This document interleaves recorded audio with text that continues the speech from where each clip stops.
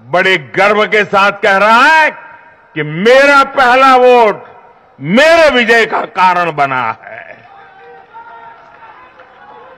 इसी जीत में हर महिला अपनी जीत देख रही है। इसी जीत में बेहतर भविष्य का सपना देखने वाला हर युवा अपनी जीत देख रहा है। हर वो नागरिक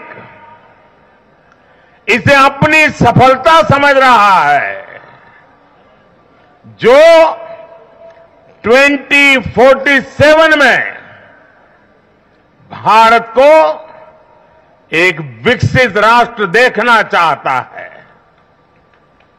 साथियों, मैं आज विशेष रूप से देश की नारी शक्ति का अभिनंदन करूंगा। रैलियों में मैं अक्सर कहता था कि इन चुनावों में नारी शक्ति ये ठान कर निकली है कि भाजपा का परचम लहराएगी।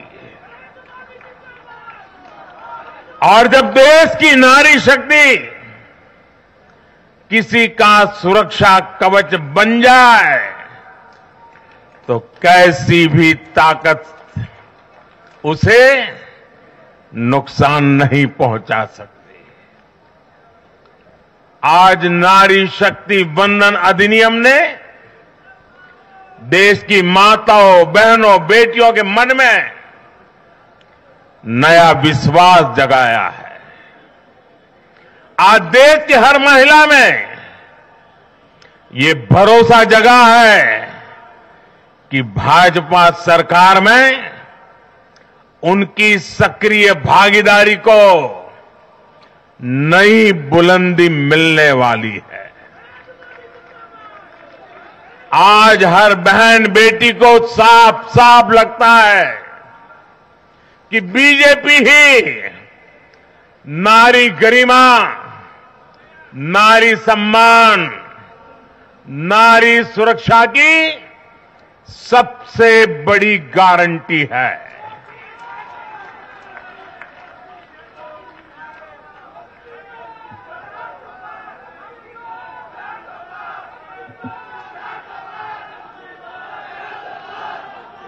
उन्होंने देखा है कि बीते 10 वर्षों में भाजपा ने उन तक टॉयलेट, बिजली, गैस, नल से जल, बैंक में खाते, ऐसी बुनियादी सुविधाएं पहुंचाने के लिए कितनी ईमानदारी से काम किया है।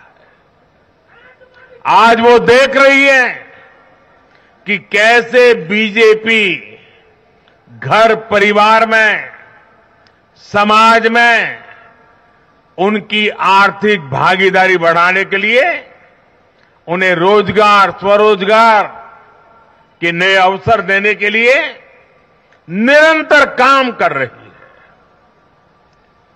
नारी शक्ति का विकास बीजेपी के विकास मॉडल का एक महत्वपूर्ण स्तंभ भी है। और इसलिए इन चुनावों में महिलाओं ने, बहनों, बेटियों ने एक प्रकार से भाजपा के विजय की पूरी जिम्मेवारी अपने हाथ में उठा ली थी और भरपूर आशीर्वाद दिया है। मैं आज पूरी विनम्रता से देश की हर बहन बेटी को यही कहूंगा कि आपसे जो वायदा बीजेपी ने किए हैं वो 100% पूरे किए जाएंगे। और ये मोदी की गारंटी है।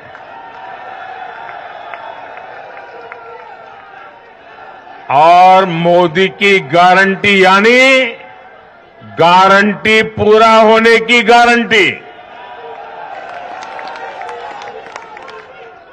साथियों, चुनाव नतीजों ने एक और बात स्पष्ट की है। देश का युवा सिर्फ और सिर्फ विकास चाहता है। जहां भी सरकारों ने युवाओं के खिलाफ काम किया है, वो सरकारें सत्ता से बाहर हुई है। चाहे राजस्थान हो, छत्तीसगढ़ हो या तेलंगाना हो, ये सारी सरकारें पेपर लीक और भर्ती घोटालों के आरोपों में गिरी हुई थी। परिणाम यह हुआ कि इन तीनों ही राज्यों में सत्ता में बैठे दल अब सरकार से बाहर है। आज देश के युवा में ये भरोसा लगातार बढ़ रहा है कि बीजेपी ही उसकी आकांक्षाएं समझती है, उसके लिए काम करती है। देश का युवा ये जानता है कि बीजेपी की सरकार युवा हितैषी होती है, युवाओं के लिए नए अवसर बनाने वाली होती है। साथियों, आज देश का आदिवासी समाज भी अब खुलकर अपनी बात रख रहा है। ये वो आदिवासी समाज है जो कांग्रेस की नीतियों की वजह से 7 दशक तक पीछे रहा, जिसे अवसर नहीं दिए गए। इनकी जनसंख्या आज 10 करोड़ के आसपास है।